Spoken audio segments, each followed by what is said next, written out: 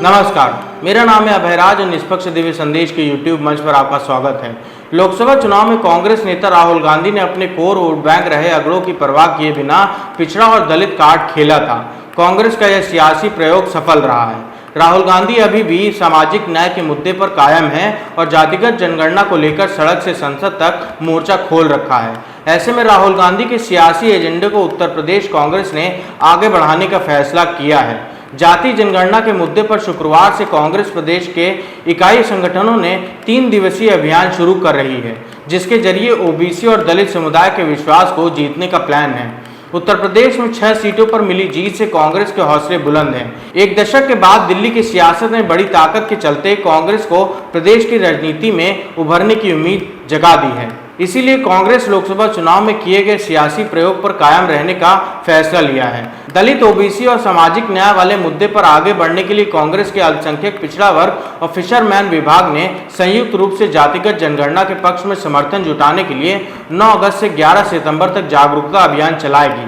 लोकसभा चुनाव में राहुल का ये सियासी प्रयोग सफल रहा, इसीलिए यूपी कांग्रेस कमेटी ने संयुक्त रूप से दलित, ओबीसी और सामाजिक न्याय के प्लान पर आगे बढ़ने का फैसला किया है। राहुल गांधी के सामाजिक न्याय के एजेंडे को पार्टी ने गांव-गांव तक पहुंचाने का बीड़ा उठाया है। पार्टी के नेता और कार्यकर्ता जिला, ब्लॉक, नगर और गांव स्तर पर जाकर लोगों को जाति जनगणना और सामाजिक न्याय के मुद्दे पर जागरूक करने का काम करेंगे। यूपी कांग्रेस ने 26 जुलाई को राष्ट्रीय भागीदारी दिवस भी मनाया था और उसमें जातिगत जनगणना करवाने और आरक्षण की सीमा पर लगे 50% आरक्षण लिमिट को खत्म करने की मांग उठाई थी। इससे पहले कांग्रेस ने दलितों को साधने के लिए जगजीवन राम की जयंती पर दलित बस्तियों में जाने का अभियान चलाया था। कांग्रेस की मंशा अब इस जातिगत जनगणना के मसले को आगे बढ़ाकर पिछड़ा वर्ग के वोटरों को अपने पाले में लाने की है। राहुल गांधी ने इस बार के लोकसभा चुनाव में पार्टी लाइन से हटकर और अपने कोर वोट बैंक की परवाह किए बगैर सामाजिक न्याय की राजनीति पर चलने का कदम उठाया था। राहुल ने आरक्षण और संविधान बचाओ का नारा बुलंद कर पिछड़े और दलित मतदाताओं की गोलबंदी करने का प्रयास किया और इसमें वो सफल भी रहे।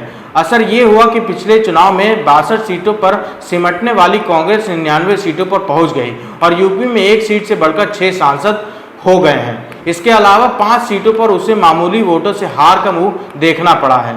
इस तरह पार्टी का वोट प्रतिशत भी बढ़ा है और प्रदर्शन में सुधार देखने को मिला। इसीलिए ओबीसी और दलित वोटों को साधने के लिए अभियान शुरू किया है। कांग्रेस का टारगेट 2027 का विधानसभा चुनाव है। लोकसभा चुनाव में संविधान और आरक्षण के मुद्दे पर दलित और पिछड़ा वर्ग के आए वोट बैंक को जोड़े रखने का प्लान है। इसीलिए अब वह इसी तबके के वोटरों को सहेजने में ही अपने लिए भविष्य देख रही है। कांग्रेस मान रही है कि अगर उसके पास दलित और पिछड़े वोटर आते हैं तो यह उत्तर की राजनीति में कांग्रेस की सियासी जड़ें मजबूत हो सकती है। कांग्रेस के इस राह पर खुलकर चलने पर एक राय नहीं बन रही है। यह कश्मकश की स्थिति कांग्रेस के संगठन में ही नहीं बल्कि पार्टी सांसद और विधायकों के बीच भी दिख रही है। सामाजिक न्याय के मुद्दे पर उत्तर प्रदेश कांग्रेस 2 धड़ों में बटी हुई है। कांग्रेस के ओबीसी और दलित नेता जातिगत जनगणना और आरक्षण के मुद्दे पर खुलकर राजनीति करने की बात करने की पैरवी कर रहे हैं, तो दूसरी तरफ पार्टी के अग्रणी नेता इसके पक्ष में नहीं हैं। इसी अंतर विरोध के चलते कांग्रेस के सीतापुर से सांसद राकेश राठौर ने पार्टी अध्यक्ष मल्लिकार्जुन खड़गे को पत्र लिखकर अपनी शिकायत दर्ज कराई है। उन्होंने पत्र में कहा है कि दलित और ओबीसी नेताओं के साथ गलत व्यवहार किया है।